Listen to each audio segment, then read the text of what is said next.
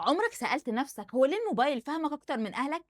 ممكن تكون بتفكر في موضوع أو قلت كلمة في دردشة مع صاحبك، تفتح السوشيال ميديا تلاقي السوشيال ميديا كلها عبارة عن الموضوع ده. الموضوع وصل لدرجة تخوف، لدرجة إننا بقينا نهزر ونقول دول أكيد بيتصنطوا علينا. بص أنا جاي أصدمك وأقولك يا ريتهم بيتنصتوا علينا. التنصت التقليدي ده لعب عيال بالنسبة للي بيحصل فينا دلوقتي. الحقيقة إن في كيان أذكى بمراحل من مجرد مايك مفتوح، كيان مش محتاج يسمعك عشان يعرف أنت بتفكر في إيه، هو يقدر يتنبأ باحتمالية التفاعلات اللي أنت ممكن تعملها في المستقبل. مش بس كده، ده كمان بياخد باله باهتماماتك ببعض الاشياء اللي انت اصلا ممكن ما تكونش واخد بالك منها، وده كله مش بس من كلامك، ده من البيانات اللي بيجمعها عنك من كل مكان. الكيان ده هو الخوارزميات.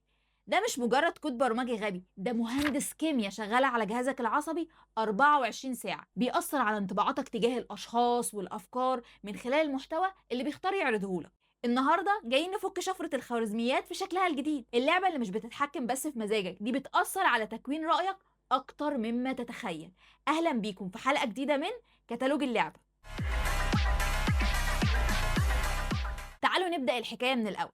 الكلام بتاع لو عملت لايك لفيديو قطط هيظهر لك فيديوهات قطط كتير، ده كلام قديم قوي. الخوارزميات الحالية ما بقتش دحيحة بيانات وبس، دي بقت محلل نفسي وسلوكي. انت مش محتاج تعمل لايك عشان الخوارزميات تفهمك، الخوارزميات بتراقب بصمة السكرول بتاعك، بتشوف وقفت الشاشة كام جزء من الثانية على بوست معين، بتشوف كمان عملت زوم على صورة اكسسوارات معينة ولا ايه، السرعة اللي بتفر بيها وانت زهقان غير السرعة اللي بتفر بيها وانت متحمس. كل السلوكيات الدقيقة دي بتكشف عنك حاجات أكتر مما تتخيل، والخوارزميات دورها التحليل. السيستم بيجمع الحركات دي وفي ثواني تقدر الخوارزميات تبني توقعات عن حالتك النفسية واهتماماتك ونقاط ضعفك بدرجة ممكن تكون مرعبة. وفي بعض الدراسات وضحت ان نماذج تحليل البيانات تقدر تتنبأ ببعض السمات الشخصية من السلوك الرقمي. والأخطر من كده ان في بعض الشركات اعترفت انها بتستخدم بيانات غير مباشرة عشان تبني ملفات ظلية.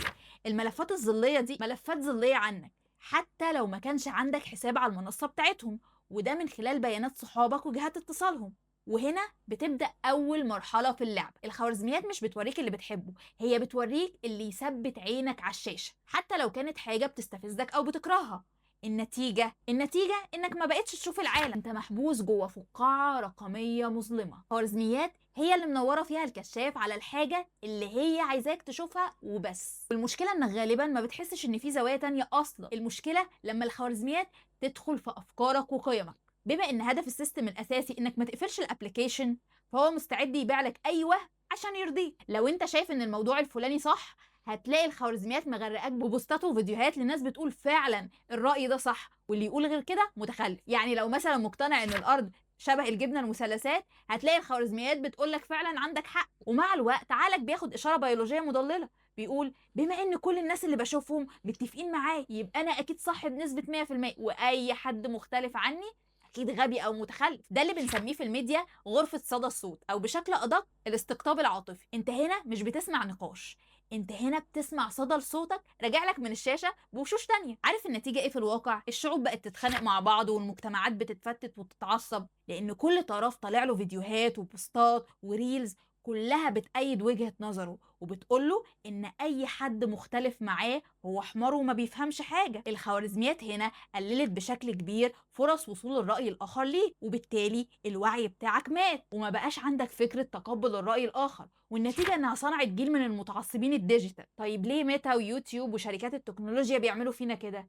الإجابة في كلمتين: اقتصاد الانتباه. اغلب التطبيقات دي طبعا انت فاكر انها مجانيه وما بيكسبوش حاجه، لكن الحقيقه هما بيكسبوا حاجتين مهمين جدا: وقتك وبياناتك. طول ما عيونك متسمره على التطبيق وقاعد بتستخدمه لفتره كبيره، طول ما هما بيكسبوا منك عن طريق الاعلانات. وعشان يضمنوا انك ما تسيبش الموبايل، الخوارزميات اكتشفت سر خطير في النفس البشريه: المحتوى الهادي والعقلاني ما بيشدش الانتباه، اللي بيشد هو المحتوى المستفز، الفضايح، الجدل، الخناقات، الحاجات اللي بتخلي الادرينالين يضرب في دم، فتضطر تقعد وتكتب كومنت وتعمل شير. والاخطر ان في بعض الدراسات ربطت ما بين التصفح المستمر للمحتوى السلبي بزياده مستويات التوتر والضغط النفسي، واللي قد ترتبط بارتفاع الكورتيزون. السيستم هنا ما عندوش اخلاق، ده آلة نفعية مرعبة. لو الخناقة والفضيحة هي اللي هتقعدك ساعتين زيادة على المنصة، الخوارزميات هترشح لك الخناقات واطرافها كلهم عشان تقعدك مدة اكبر. احنا بقينا نتحرك بريموت كنترول في ايد السيستم، بيزقنا ناحية الانفعال الدايم عشان يحول اعصابنا المحروقة لارقام في حساباتهم البنكية. عارف الحركة اللي بنعملها عشان نعمل ريفرش في صفحات السوشيال ميديا، الحركه دي متصممه بالملي، شبه شد الدراع بتاع مكنه القمار في الكازينوهات. شفت بقى؟ وانت بتعمل ريفرش انت ما بتبقاش عارف ايه اللي هيطلع لك الفيديو الجاي، فيديو ممل ولا فضيحه ولا ايه بالظبط. حاله عدم التاكيد دي بتلعب بكيمياء دماغك وتخلي المخ ينشط نظام المكافاه في الدماغ، وده كله بسبب انك ما بتبقاش عارف ايه اللي هيظهر لك في المحتوى اللي جاي. الخوارزميات هنا ساهمت في اضعاف قدرتنا على التركيز العميق لفتره طويله، وبسبب الريفرش المستمر بقينا بنسمع ان مده انتباه البشر بقت اقل من مده انتباه السمكه الذهبيه. لكن الحقيقه ان دي خرافه، انتباه البشر ما قلش كقدره بيولوجيه، لكنه بقى اكتر انتقائيه وتشتت، وده كله بسبب تعدد المحتوى اللي بقى يظهر قدامنا طول الوقت. ما بقتش قادر تقرا كتاب او تكمل فيلم لمده ساعه ونص بدون ما تعمل سكرول في الموبايل اكتر من 20 مره في النص. الحقيقه ان انت ما بقتش مدمن للموبايل، لكن انت بقيت مدمن لحاله الترقب والمكافاه اللي الخوارزميات بتغذيها باستمرار. الخوارزميات مش قدر محتوم، دي اداه، والمشكله ان احنا سايبينها هي اللي تستخدمنا وتهندس عقولنا. وبلاش نضحك على بعض ونقول الحلول الساذجه بتاعت ادخل اتفرج على فيديوهات عكس الاهتمامات بتاعتك، دي حلول ماتت برمجيا، لان السيستم هيفهم العناد وهيستغله ضدك برضه،